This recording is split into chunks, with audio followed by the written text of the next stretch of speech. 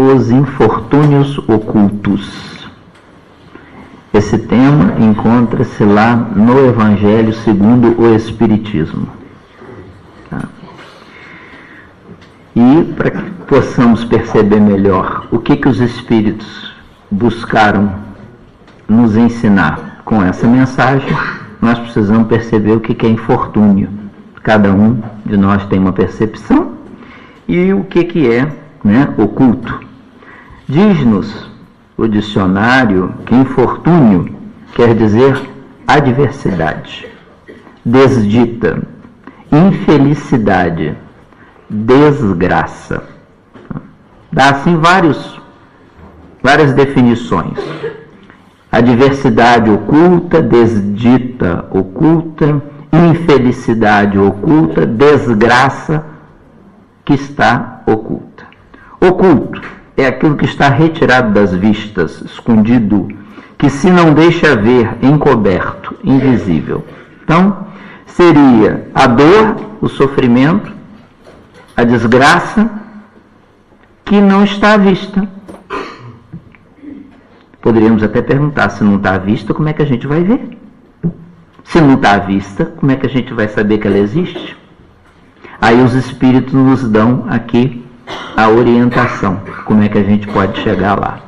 Dizendo-nos precisamente nos infortúnios ocultos, um tema que está inserido dentro desse mês, que é o mês dedicado à caridade, Os Espíritos nos inspiraram no primeiro mês de 2019, dos nossos 20 anos, vamos começar falando de caridade.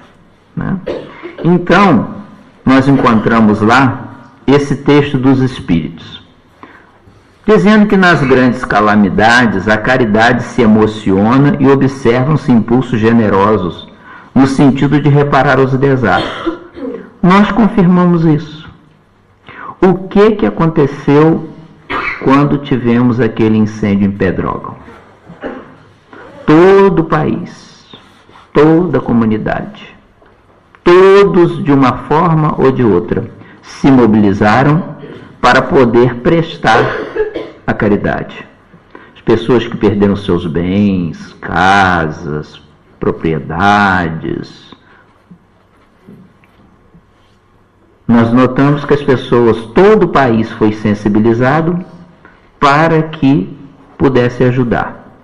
Quando nós ouvimos falar num determinada situação que choca a opinião pública, todos se mobilizam. É isso que os Espíritos dizem aqui. Nas grandes calamidades, a caridade se emociona e observam-se impulsos generosos, no sentido de reparar os desastres. O que é reparar os desastres? Reduzir o mal, minimizar aquela dor, reduzir o infortúnio, reduzir a desgraça.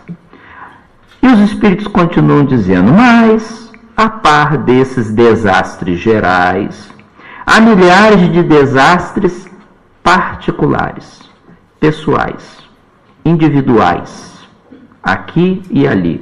Olha só, que passam despercebidos, que quase ninguém sabe, quase ninguém nota, quase ninguém tem atenção. E os dos que jazem sobre um garabato sem se queixarem. Um cômodo, uma casinha, um casebre, um recanto, no significado aí de garabato, São aqueles que passam despercebidos e dos que jazem, sem se queixarem. Aqui nós já vamos encontrar, uma chamada dos Espíritos acerca daquelas pessoas que passam por lutas, por conflitos, por dores, por limitações das mais variadas, econômicas, de enfermidade, de abandono, de isolamento, e que muitos não se dão conta. E os Espíritos chamam a atenção para isso. Esses infortúnios, essas desgraças, discretos e ocultos, são os que a verdadeira generosidade sabe descobrir. Então é um convite da espiritualidade superior para que nós possamos ser despertados para aquilo que ele chama aqui uma verdadeira generosidade, uma verdadeira caridade, sem esperar que peçam assistência. Então são pessoas que passam por necessidades, pessoas, famílias, grupos, seja lá o que for, que passam por necessidades e que nós devemos ter um sexto sentido para poder descobrir, para poder chegar a essas pessoas, para poder se aproximar, para poder levar uma palavra, para poder com muito jeitinho, né? Com muito cuidado na forma de falarmos, de abordarmos, podermos levar um gesto de conforto e de assistência. Esses infortúnios discretos e ocultos são os que a verdadeira generosidade. Aqui nós vamos fazer uma questão íntima e pessoal. Será que eu tenho essa verdadeira generosidade? Será que eu sou capaz de descobrir situações na aldeia, na vila, na cidade onde eu vivo, na rua onde eu moro, na comunidade de que eu participo? Será que eu sou capaz, que eu estou sensível a descobrir isso sem esperar que peçam assistência? Fica aqui essa pergunta. E aí, os Espíritos contam-nos uma história. E é uma história riquíssima. Isso está no Evangelho segundo o Espiritismo, no mesmo tema, os infortúnios ocultos.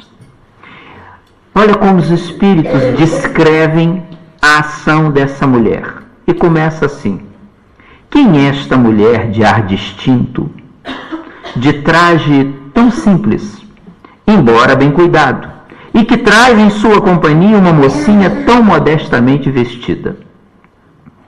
Entra numa casa de sórdida aparência, onde sem dúvida é conhecido, porque à entrada a saúdam respeitosamente. Aonde vai ela? Sobe até a mansarda, onde jaz uma mãe de família cercada de crianças. À sua chegada, refugia a alegria naqueles rostos emagrecidos. É que ela vai acalmar ali todas as dores. Traz o de que necessitam, condimentado de meigas e consoladoras palavras, que fazem que os seus protegidos, que não são profissionais da mendicância, aceitem o benefício sem corar. O pai está no hospital. E enquanto lá permanece, a mãe não consegue com o seu trabalho prover as necessidades da família. Graças à Boa Senhora, aquelas pobres crianças não mais sentirão frio nem fome. Irão à escola agasalhadas e para as menorzinhas o leite não secará no seio que as amamenta. Se entre elas alguma adoece, não lhe repugnarão a ela, a boa dama, os cuidados materiais de que essa necessite. Em suma, quem é aquela mulher que vai ali? Está vestida modestamente e carrega uma miúda com ela. Entra numa casa, como diz aqui, de sórdida aparência, mas ela é conhecida, porque aqueles que a recebem são capazes de lhe saudar e de lhe reconhecer. Aonde vai? E ali está uma mulher, uma mãe, com as suas crianças, né? Define que ela vai acalmar ali todas as dores, traz o que eles precisam, e olha só, traz o que eles precisam. Provavelmente roupas, alimento, e eles acrescentam assim: condimentado de meigas e consoladoras palavras, que fazem que seus protegidos aceitem o benefício. O pai dessa família está no hospital, né? E a mãe sozinha não tem como suprir as necessidades da casa. Então ela atende as necessidades das crianças, né? Muitas delas que ainda estão sendo amamentadas, saiu da casa e dizem: contam-nos os espíritos. Dali vai ao hospital. Levar ao pai algum reconforto e tranquilizá-lo sobre a sorte da família. No canto da rua, uma carruagem à espera. Verdadeiro armazém de tudo que destina aos seus protegidos, que todos lhe recebem sucessivamente a visita. Não lhes pergunta qual a crença que professam, nem quais suas opiniões, pois considera como seus irmãos e filhos de Deus todos os homens. Terminado o seu giro, diz de si para consigo: comecei bem o meu dia. Qual o seu nome? Onde mora? Ninguém o sabe. Para os infelizes, é um nome que nada indica, mas é o anjo da consolação. À noite, olha o que os espíritos dizem que acontece à noite. À noite, um concerto de bênçãos se eleva em seu favor ao Pai Celestial. Católicos, judeus, protestantes, todos a bendizem. Por que tão singelo traje? Olha a pergunta. Por que essa mulher que vai assistir essa família vai com traje tão singelo? Para não insultar a miséria com o seu luxo. Por que se faz acompanhar da filha, a miúda? Para que aprenda como se deve praticar a beneficência. A mocinha, a miúda, também quer fazer a caridade. A mãe, porém, lhe diz: que podes dar, minha filha, quando nada tens de teu? Faz uma pergunta. Você quer fazer a caridade? O que você pode dar se você não tem nada teu? Se eu te passar às mãos alguma coisa, para que dês a outrem, qual será o teu mérito? Nesse caso, em realidade, serei eu quem faz a caridade. Que merecimento terias nisso? Não é justo. Quando visitamos os doentes, tu me ajudas a tratá-los. Ora, dispensar cuidados é dar alguma coisa. Não te parece bastante isso? Nada mais simples. Aprende a fazer obras úteis e confeccionará roupas para essas criancinhas. Desse modo, darás alguma coisa que vem de ti. Deste modo, darás alguma coisa que vem de ti. É assim que aquela mãe verdadeiramente cristã prepara a filha para a prática das virtudes que o Cristo ensinou. É espírita ela? Que importa? Em casa, os espíritos estão encerrando já a descrição. Em casa, é a mulher do mundo, porque a sua posição o exige. Ignoram, porém, o que faz, porque ela não deseja outra aprovação além da de Deus e da sua consciência. Certo dia, no entanto, olha o que vai acontecer. Olha o que ocorre certo dia. Imprevista circunstância leva-lhe à casa uma de suas protegidas, que andava a vender trabalhos executados por suas mãos. Esta última, ao vê-la, reconheceu nela sua benfeitora. Silêncio, ordena-lhe a senhora. Não o digas a ninguém. Assim falava Jesus. Essa descrição dessa história, muito simples. Todos nós somos capazes de perceber e de entender. Tem uma riqueza de conhecimento espiritual fora do comum. Nós ouvimos no início os infortúnios ocultos, que são aqueles que passam despercebidos. Isso é um convite a que nós tenhamos uma sensibilidade mais apurada de perceber infortúnios ocultos. Depois, os espíritos descrevem que são pessoas que não se queixam. Nós conhecemos casos de pessoas que se queixam, e muito, e estão sempre a se queixarem. A gente fica até na dúvida. Meu Deus, é tanta lamentação, é tanta lamúria, que quando a gente vai certificar, às vezes nem é uma desgraça, nem é um infortúnio. Nós não chamamos de oculto declarado, né? Nem é um infortúnio declarado. Mas as pessoas, então os espíritos nos chamam a atenção. Esses infortúnios que passam despercebidos, as pessoas estão na condição sem se queixarem, são os que a verdadeira generosidade sabe descobrir. Se cada um de nós aqui já descobriu uma vez na vida um infortúnio oculto, já está ótimo. Se cada um de nós aqui já descobriu um infortúnio oculto uma única vez na sua vida, já está ótimo. É sinal de que nós estamos tendo olhos de ver, ouvidos de ouvir. E os espíritos nos chamam a atenção, sem esperar que peçam assistência. Alguns vão dizer assim, como é que eu vou saber se a pessoa não pede assistência?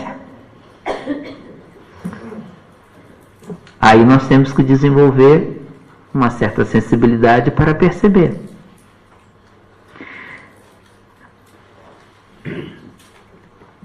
Ouviram no texto que os espíritos disseram quem é?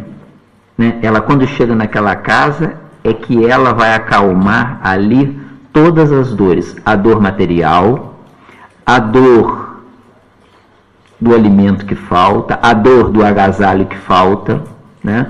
A dor da solidariedade, a dor de uma visita no momento oportuno. Eu não sei aqui se a grande maioria já teve a oportunidade de fazer visita a alguém num determinado momento da vida que estivesse doente, ou em casa, ou no hospital, ou ao contrário, alguém aqui que num determinado momento da vida, e estando doente, tivesse recebido uma visita daquelas que põe a gente para cima, né? Que aquelas visitas que põe a gente para baixo, a gente diz que o médico proibiu a visita, né? Tem pessoas que vão fazer visita, elas quase matam o doente, né? É terrível, né? Fala assim, tem um problema no pé, meu cachorro começou assim, teve que cortar a perna. É terrível, é terrível. Não faça isso. Não vá visitar ninguém. Não seja assim um mensageiro de más notícias. Você vai visitar alguém, né? Mas eu não sei o que vou dizer. Pergunta como a pessoa está, né? Pergunta como está se sentindo. Se a pessoa está desanimada, procura fortalecê-la, não é? E visita como uma visita curta, não é assim? Pronto, olha, já fizemos o nosso papel. Ela vai ali acalmar todas as dores. Consoladoras palavras, olha só, que fazem que os seus protegidos, que não são profissionais da mendicância. Vocês sabiam que existem profissionais da mendicância? Existem profissionais. São especializados naquilo, né? Eu recordo na altura em que a gente, ainda na minha infância, então determinado lugar, né, que minha mãe tinha que passar com a gente, tinha sempre um indivíduo que tinha uma ferida, né? E um ferimento em que ele recusava se fazer tratamento. Porque com o ferimento exposto, ele sensibilizava as pessoas a lhe darem moedas e mais alguma coisa. E aí ele não precisava trabalhar. Que miséria moral. Não é assim? Isso é que é desgraça moral. Isto é que é miséria moral. Nós tivemos oportunidade, no contexto de alguns anos trabalhando na assistência social, a realidade do Brasil é bastante diferente da realidade de Portugal, e ainda bem, né? Porque existem os pobres, né? No Brasil. E dentre os pobres existem os miseráveis, entendeu? E então nós tínhamos alguns indivíduos que eles eram gestores da infelicidade dos outros, né? Então, eles, numa semana, eles sabiam que eram os católicos que distribuíam cabazes na primeira semana do mês. Na segunda semana do mês, eram os evangélicos. Na terceira semana do mês, eram os espíritas. Então, aquilo, né, eles faziam a gestão. Eles conheciam as famílias, eles levavam as pessoas. Né? Você vê que tem inteligência, falta vontade de trabalhar. Profissionais da mendicância. E aqui, veja bem que isso está no Evangelho segundo o Espiritismo há cerca de 1,5 séculos. Provavelmente, se os espíritos disseram isso naquela época, é porque também havia na França. Né? Aceitem o benefício sem corar. Sem ter vergonha. É muito costume dizer, às vezes, que existem muitos casos de pobreza envergonhada, não é assim? Há muitos casos de pobreza envergonhada. Né? E, às vezes, nós ficamos pensando nisso. É a pobreza que é envergonhada? Ou é a caridade que é orgulhosa? Ou é a caridade que é altiva? Olha, tá aqui, hein? Tô te ajudando, hein? Tá me devendo. Esquece não. Tu deves a mim.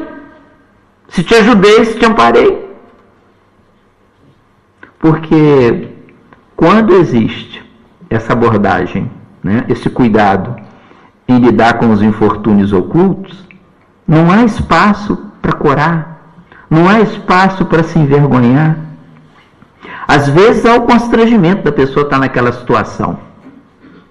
Mas, dependendo da forma, da maneira como nós abordamos e como nós cuidamos e como nós zelamos, nós conseguimos ultrapassar isso. O leite não secará no seio que as amamenta. Viram? Tem criança? Tem. Tem criança que mama? Tem. Então não adianta dar só comida para a criança. Tem que dar comida para a mãe da criança, senão não tem leite no peito.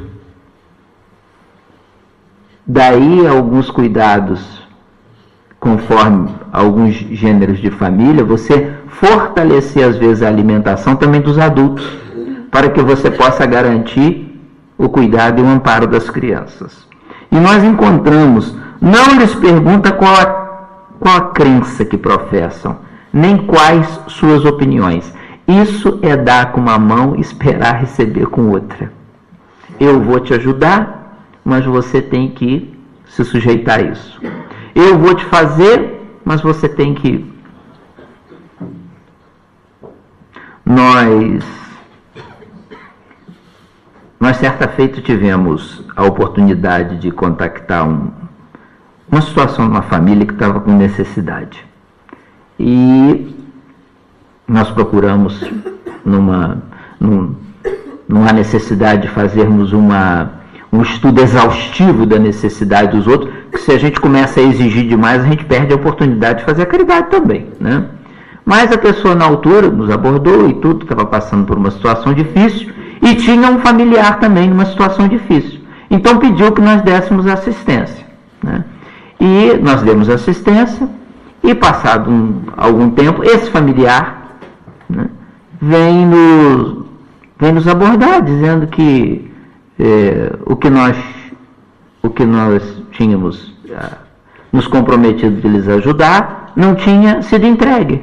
Bem, mas nós entregamos, né? Nós oferecemos na altura um cabaz para a família, né? da sua sogra, da sua mãe, e encaminhamos um para a sua família também. Ah, não é assim que funciona lá não. A minha sogra realmente recebeu o cabaz dela. E também recebeu o meu. Só que é assim, ela dizia assim, olha, anda cá que tem roupa para passar. Aí eu ia lá e passava a roupa. Agora leva 1 quilo de arroz. Aí no dia seguinte, anda lá que agora tem que lavar a casa de banho. Agora você leva uma garrafa de azeite. Agora, empresário da dor alheia. Não é assim? E isso foi nos dando ao longo da vida calo para lidar com o trabalho de assistência social. Você quer aprender, você quer crescer, você quer desenvolver paciência, sobretudo, eu não tenho paciência, eu não tenho paixão. Quer desenvolver essa virtude? Vá para trabalho social. Vá lidar com as criaturas em estado de necessidade de toda sorte. Você vai descobrir que às vezes o que falta não é um calçado, não é a roupa, não é o pão. Às vezes o que falta é compreensão, capacidade. Aí nós tivemos, nessa situação, que... Aí, olha, está precisando? Tá, então manda vir falar com a gente. Dá uma chegadinha até o centro. Vem conversar um pouquinho com a gente. Por quê? Porque os espíritos amigos também nos ajudam. Nessa hora, os companheiros daqui que trabalham em assistência social, geralmente a espiritualidade superior envolve-os para que eles fiquem mais refinados, com os sentidos mais aguçados, para perceber coisas que estão nas entrelinhas. É o anjo da consolação. Ela ali é o anjo da consolação. Você já foi o anjo da consolação na vida de alguém? Você já foi o anjo de consolação na vida de alguém? Se já foi, ótimo. Continua sendo? Excelente. Se nunca foi, está aí uma oportunidade, está aí um convite. Agora, olha que coisa linda que acontece, que os espíritos dizem à noite. Um concerto de bênçãos se eleva em seu favor ao Pai Celestial. Os beneficiados, aqueles que amam o bem, aqueles que amam a luz, o que fazem? Rezam, oram por aqueles que foram instrumentos do bem. Não tem essa coisa da gente precisar de que rezem para a gente só depois que a gente parta, não. Nós precisamos de oração por nós todos os dias. Encontramos textos no Evangelho. Orai uns pelos outros. Por quê? Porque a oração sustenta. Quando você se entrega numa determinada tarefa, você, nesse gesto de vibração, de caridade, do amor, de entrega, você recebe automaticamente aquela vibração de equilíbrio, de harmonia. Daí Emmanuel nos dizer que o bem é o nosso advogado em qualquer lugar. Está sempre a nosso favor. Católicos, judeus, protestantes, todos a bendizem. Por que ela vai vestida de forma modesta? Para não insultar a miséria com o seu luxo. Nós que durante algum tempo fazemos visitas a comunidades carentes, a favelas, a gente tinha que ter um certo cuidado na forma de nos trajarmos. Divaldo conta que houve uma senhora que apareceu lá na Casa Espírita, na Mansão do Caminho. A Mansão do Caminho fica num bairro na periferia da cidade de Salvador, níveis de pobreza incrível, e a senhora apareceu no centro e quis ajudar. Foi lá para ser voluntariada, para ajudar. Enquanto ela estava se dirigindo, foi assaltada. E lamentou, né? Falou, meu Deus, eu vim aqui fazer a caridade, eu vim aqui fazer o bem, e acabei sendo assaltado. Mas o que levaram? Levaram minha bolsa, né? E era de uma marca, caríssima a bolsa. Você não pode, você não deve agredir a carência e a miséria alheia, né, com algo que às vezes pode ser um significado de ostentação. Da próxima vez, traz uma bolsa sem marca, desmarcada, né?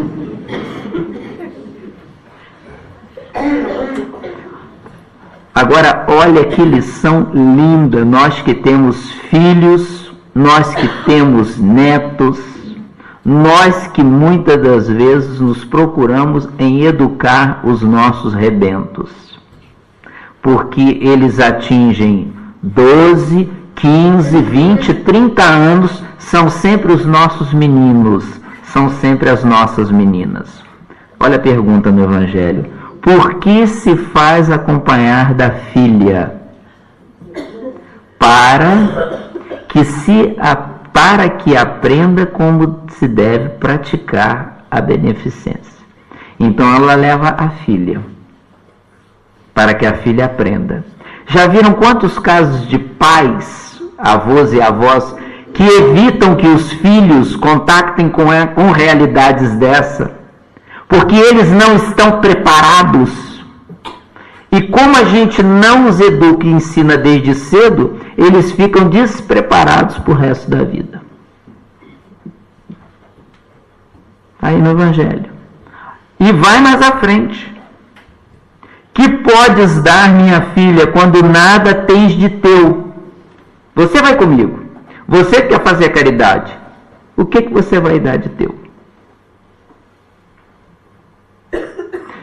Se eu te dou alguma coisa para você dar, sou eu que estou fazendo a caridade. Você tem que dar alguma coisa que saia de você. E aqui tem um contraste lindíssimo. Às vezes, quando lemos assim o Evangelho segundo o Espiritismo, que nos deixa viajar no entendimento e na compreensão, já viram como que nós nos preocupamos em dar coisas aos nossos filhos? Como nós temos preocupação de dar o pão, o agasalho, o calçado, a escola, o remédio, e nós queremos dar a eles. E nós nos preocupamos em dar a eles. E quando não podemos dar, a gente se preocupa em deixar um dia para eles. E às vezes passamos a vida inteira absorvidos para dar aos filhos. Só que às vezes a vida nos troca a perna.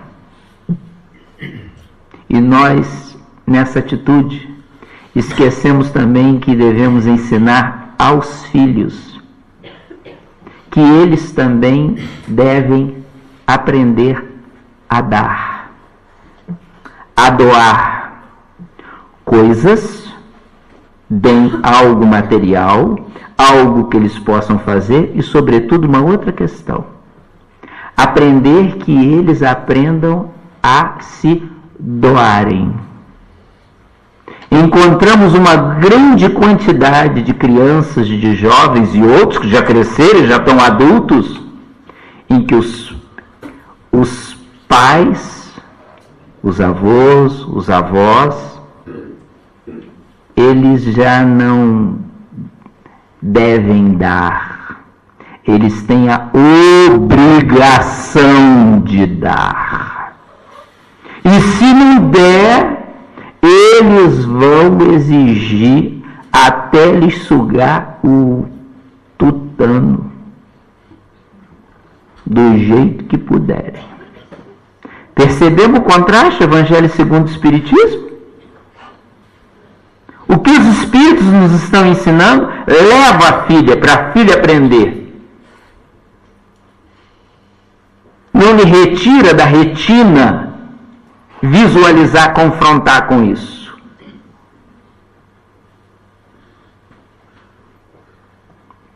É assim que aquela mãe verdadeiramente cristã prepara a filha para a prática das virtudes que o Cristo ensinou. Nós temos a oportunidade de preparar os nossos filhos, os nossos netos, para que possam contactar com essa realidade. Para que eles possam nos perguntar: papá, por que aquele senhor está assim? Mamã, o que aconteceu com aquela senhora? Agora, enquanto eu tentar ocultar e esconder, eu estarei apenas tentando abafar algo que eu não darei explicação, como pai, como mãe, que a vida, o mundo não vai dar explicação. E eles crescem carregadinhos de conflitos. E sempre com a mão estendida, porque o pai e a mãe têm o dever de dar. E ai daquele que não dá. Em casa, nós já estamos encerrando, é a mulher do mundo, porque a sua posição o exige. Olha que coisa bonita nessa história. Ela foi, pegou a carruagem, foi assistir aquela família, visitou o pai, voltou para casa. Em casa, é a mulher do mundo. O que quer dizer com isso? Ela é a mulher do mundo. É aquela mulher que vive na sua boa condição de vida material.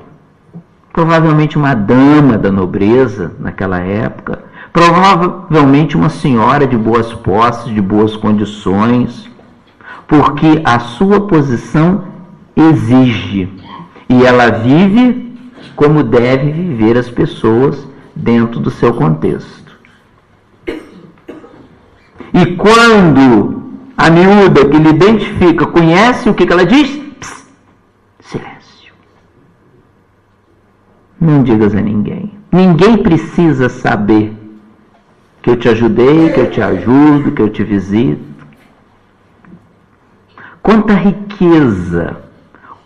riqueza nesse texto do Evangelho segundo o Espiritismo, que nós escolhemos justamente por quê? Porque esse mês que nós nos dedicamos aí a falar sobre a caridade, nós começamos na primeira semana, o Ricardo nos trouxe fora da caridade não há salvação, grande lema espírita. Depois tivemos a Marisa nos abordando sobre a parábola do bom samaritano, a parábola, né, em que Jesus nos ensina quem é o nosso próximo. Depois a Nádia veio nos falar, né, acerca das ingratidões, das pessoas que às vezes, em fazendo bem e recebendo ingratidão, elas já não querem mais ser caridosas, E a Suzana nos trouxe na semana passada o contexto da caridade espiritual, da caridade moral, da caridade material. E hoje nós gostaríamos de deixar esse convite a todos vocês acerca dos infortúnios ocultos. Se você já foi esse anjo de consolação na vida de alguém, continue a ser, porque isso de certeza já lhe deu e continuará a lhe dar muita paz e muita alegria e muita felicidade. Se você ainda não foi capaz de perceber esse infortúnio oculto, essa luta, essa dor, quem sabe talvez, diante desse convite, seja a hora de nós começarmos. É o convite que nós deixamos quando encerramos esse mês de janeiro acerca da caridade, para que sejamos convidados a tentar perceber os infortúnios ocultos. Todos nós podemos. Há um caso aqui, há um caso ali, e lidando muitos anos com tarefas de assistência social, nós podemos dizer como que nós temos aprendido, como que nós temos crescido, como que nós temos amadurecido. E nós procuramos, uma vez por ano, de uns 5 anos para cá, nós procuramos fazer uma ceia de Natal com as famílias que habitualmente recebem o nosso apoio e convidamos aqueles que querem, aqueles que podem, para estar conosco e participarem da ceia de Natal conosco, né? Eles vêm conforme a disponibilidade deles, alguns querem, vem a família toda, outros vêm parte da família, outros não podem, outros não querem, e nós respeitamos tudo isso. mas temos aprendido muito com eles. E sobretudo, alguns dos casos em que nós vamos contactando, às vezes nós perguntamos, né? Nós perguntamos, olha, vocês que estão conosco aqui e procurando partilhar disso, nós não podemos dizer para vocês que praticamente a grande generalidade dessas famílias não são espíritas, tá? A grande generalidade, nós sempre solicitamos que mantemos um contato fraterno, solidário, mas respeitando as suas diferenças, as suas posições, né? Alguns vão nos participando, chegam aqueles casos que nos dizem, né? Olha, dispensa a ajuda que vocês nos têm dado para outra família, porque eu agora já arrumei trabalho, agora já não preciso mais. Olha, o meu filho já acabou de estudar, já conseguiu um emprego, já está... E a gente participa com essa alegria com eles também, né? E tudo isso nos tem feito crescer muito. Certa feita, uma senhora, nós estávamos trocando algumas impressões com um companheiro que dirige o trabalho da assistência social e perguntamos, olha, esse tipo de auxílio, esse tipo de apoio que nós procuramos dar, como é que vocês veem isso? Uma senhora era muito despachada, falou assim, eu não posso dizer pelos outros, mas posso dizer por mim. Depois que eu conheci vocês e aprendi essas coisas aí que vocês andam a ensinar, eu me tornei até uma pessoa melhor para os cães e os gatos. Até para os bichos eu me tornei uma pessoa melhor. Porque eu entendi, olha que coisa, olha o espiritismo chegando no coração dessa alma. Eu entendi que os cães e os gatos são nossos irmãos. Ponto. Encheu a nossa alma. Encheu a nossa alma. Atingimos, né, o objetivo. Então eu deixo aqui o convite encerrando esse mês de janeiro. Seja você, quem for, tenha as possibilidades que tiver ou não. Descubra, busque os infortúnios ocultos, porque muito provavelmente deve ter algum muito próximo de si. Vamos fazer a nossa prece.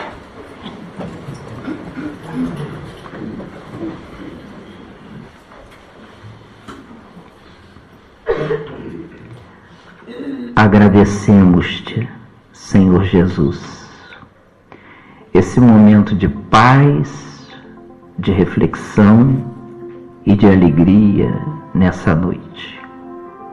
Deixamos inúmeras atividades para que aqui, estando, pudéssemos recordar o teu evangelho de amor. O dia passou tão rápido, tantas ocupações, tantas atribuições, mas ainda conseguimos um tempinho para podermos estar contigo, Jesus amigo, recordando a essência do teu evangelho, quando nos falou na parábola do bom samaritano, e ainda hoje nos fala a cada instante, nos convidando a nos tornarmos criaturas melhores do que temos sido até aqui. Agradecemos-te, Senhor Jesus. Agradecemos-te pelo nosso lar, por aqueles que ali habitam conosco, que nos sustentam emocionalmente, e a quem nós procuramos também retribuir vibratoriamente o auxílio que nos prestam. Agradecemos-te pelo trabalho no mundo, pelo trabalho de César que nos absorveu tantas horas.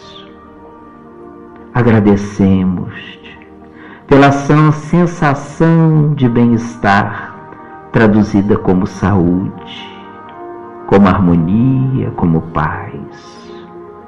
Agradecemos-te pelo pão, pelo agasalho, pela fé e pela compreensão da vida, que nos responsabiliza-nos uns diante dos outros. Muito obrigado, Jesus amigo, pela proteção e o cuidado dos nossos anjos de guarda. Essas entidades benevolentes, tolerantes, que nos inspiram e nos socorrem a cada instante. Muito obrigado, Senhor Jesus, pelos familiares queridos, aqueles a quem os nossos olhos já não veem há muito ou há pouco tempo, em que agora, domiciliados na vida espiritual, pelo pensamento, pela prece, nós lhes buscamos e agradecemos o quanto foram importantes em nossas vidas. Muito obrigado, Senhor Jesus, pelas lutas e pelas dificuldades que passamos na terra. Ajuda-nos para que venhamos a nunca nos revoltar, esforçar-nos e lutar sim, mas jamais blasfemarmos, nos revoltarmos diante das leis de Deus. Ampara, Senhor Jesus, aquelas entidades, aqueles espíritos que andam em nossa companhia, sobretudo aqueles que estão na condição de ignorantes, sofredores, ou aqueles que intencionalmente procuram nos prejudicar. Agradecemos-te, Senhor Jesus, por tantos corações amigos que nos fortalecem, orando por nós, pelas nossas tarefas, pelas nossas atividades. Rogamos pelos muitos que nos pediram prece e vibrações espirituais, estando nos hospitais, nos lares, nas creches, nos hospícios, nos presídios, onde quer que se encontre. Abençoa, Jesus, a nossa vida, a fim de que, instruída e iluminada pela sua mensagem, sejamos fiéis no serviço da luz e do bem, atendendo aos nossos compromissos espirituais, hoje, agora e sempre. Fica conosco, querido amigo Jesus, que assim seja.